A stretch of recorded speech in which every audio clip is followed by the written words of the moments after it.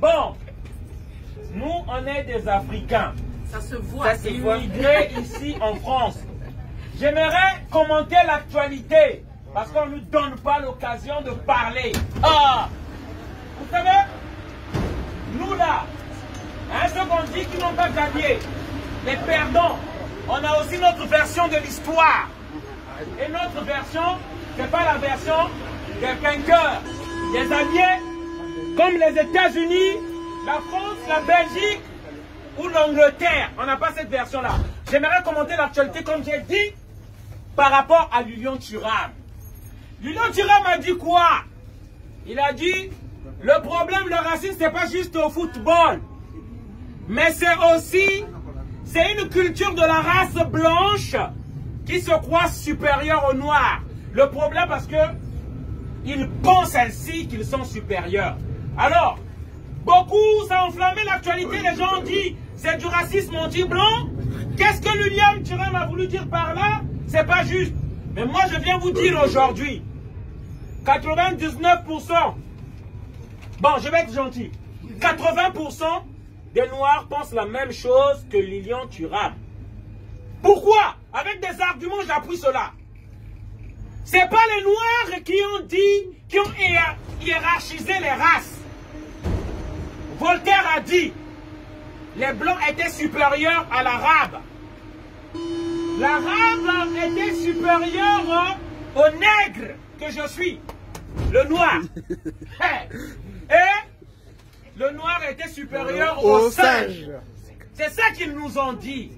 Vous voyez, le racisme vient d'où? Lorsqu'on hiérarchise les races. Ils ont encore dit, est-ce que l'Indien a une âme?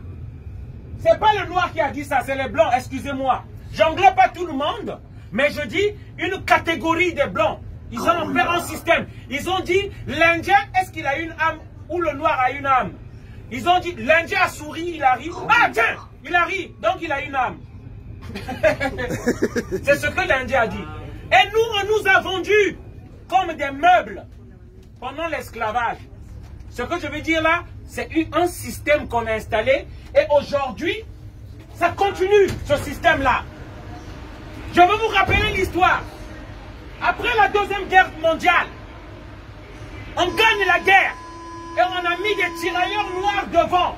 Parce qu'il faut dire cette vérité, les Français ne se sont pas battus.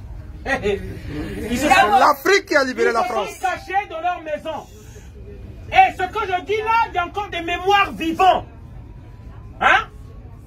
Des mémoires vivantes qui ont dit que ils se sont cachés. Nous étions la chair à canon. Nos pères, on les a tués pour ce pays-là, pour qu'ils se libèrent. Mais vous savez, à la porte d'Orléans, lorsqu'on a gagné, ils ont dit, enlevez les tenues des Noirs. Qui a dit ça? Eisenhower. Eisenhower, un général américain, il a dit, pour l'histoire, il faut mettre nos enfants blancs devant pour qu'on dise que c'est eux qui ont gagné. C'est ça l'histoire. Et je rappelle, j'arrive, on connaît l'histoire. Aujourd'hui, l'histoire, vous allez connaître. De Gaulle, il s'était déjà un déserteur. Il a fui ici parce que l'armée était contrôlée par les nazis. Il fuit ici. C'est un déserteur qui méritait le peloton d'exécution. Lorsqu'on déserte dans l'armée, il a fui en Angleterre. Et en Angleterre, on lui a dit, mais tu n'as pas d'armée, tu n'as pas d'argent. Comment tu vas libérer la France? On lui a donné de l'argent en Angleterre, quelques troupes. Va en Afrique chercher des troupes. Il est arrivé au Sénégal. On lui a fait une guerre là-bas pendant 3 jours parce que le régime qui était au Sénégal était acquis déjà par les nazis. C'était le régime du français qui était à Strasbourg, là j'ai oublié. Vichy, voilà. Et il a fui là-bas, on a failli l'attraper, l'arrêter. Il est parti au Niger. Après le Niger, il est parti au Cameroun. C'est là qu'on l'a accueilli. C'est quel général ça? Général de Gaulle. Voilà, on l'a accueilli au Cameroun. On lui a donné de l'argent parce que la France avait fait fuir son or là-bas. On lui a donné de l'argent. Le premier qu'il a reconnu, c'est un noir. Il s'appelle Félix Eboué, gouverneur de l'Afrique équatoriale française, qui a accepté De Gaulle. C'est le premier à avoir répondu à l'appel de De Gaulle. C'est dans les mémoires de De Gaulle ce que je dis là. Alors, lorsqu'il reprend aux mémoires de De Gaulle, au Cameroun, on l'accepte, et il a l'argent, et c'est les Noirs qui ont payé de leur chère fille. Arrivé à la porte d'Orléans, pour revenir à l'histoire, on enlève la tenue aux Noirs qui avaient gagné la guerre, et on met des jeunes Français qui ne se sont pas battus. C'est comme si, je vous prends un exemple, l'équipe de France gagne la coupe, comme il y a les Mbappé là-bas, il y a les Matuidi, on dit vous avez gagné, on enlève les Matuidi, on enlève tout le monde et on met juste des blancs. C'est de ça qu'il s'agit. Voilà la source du racisme. Si ce n'est pas le racisme, ça. Je reviens à mon histoire. Nous, on vient parler aujourd'hui pour dire ce qui va détruire ce monde-là, c'est le racisme. Il faut réconcilier l'humanité. Aujourd'hui, la gauche fête la fête de l'humanité. De quelle humanité on parle là? Parce que c'est une humanité de prédation. Parce qu'aujourd'hui, 15 pays africains avec les Comores, on nous fabrique la monnaie. C'est du racisme. C'est ça que nous appelons l'injustice. Ce racisme-là. Parce qu'on veut infantiliser les Africains. 14 pays d'Afrique. La France nous oblige qu'elle imprime notre monnaie ici en France à Chamalières. Si tu veux imprimer ta monnaie, on te tue. 2011 avril, Laurent Gbagbo a voulu imprimer sa monnaie.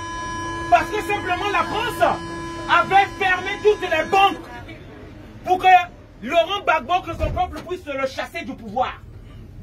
Et lorsque Laurent Gbagbo a décidé d'imprimer sa monnaie avant mai, on le bombarde, on l'enlève. On ne nous laisse pas le choix. C'est ça d'où vient la pauvreté de l'Afrique. Je reviens donc sur les propos de Lilian Thuram. Ce que Lilian Thuram a dit, c'est ce que 90%, je suis gentil, des Africains nous pensons. Moi je pense cela. Ceux qui sont là, ils pensent cela. Parce que le blanc se croit supérieur. Alors que nous devons réclamer l'égalité. Vous savez, avant de terminer, je vais dire, les premiers Égyptiens c'était les Noirs. C'est pas moi qui le dis. L'Europe tire ses sources de la Grèce antique. La Grèce antique, c'est là où l'Europe tire ses sources. Et Hérodote de la Grèce a dit, on connaissait les Égyptiens, c'était des Noirs. Voilà, on connaissait les Égyptiens. Ceux qui ont posé les bases de la civilisation, ce sont des Noirs. Et c'est pas juste Hérodote. Diodore de Sicile, qui a existé un siècle avant notre millénaire, avant notre ère, a dit aussi, la civilisation, nous la devons aux Noirs. Ils étaient les premiers de la race et aujourd'hui ce sont des esclaves. Ils sont opprimés par les Blancs. Nous devons réconcilier l'humanité. Et c'est là où nous trouverons la paix et la justice. Merci de m'avoir écouté à tous. Voilà, c'est le message que je voulais faire passer. Merci.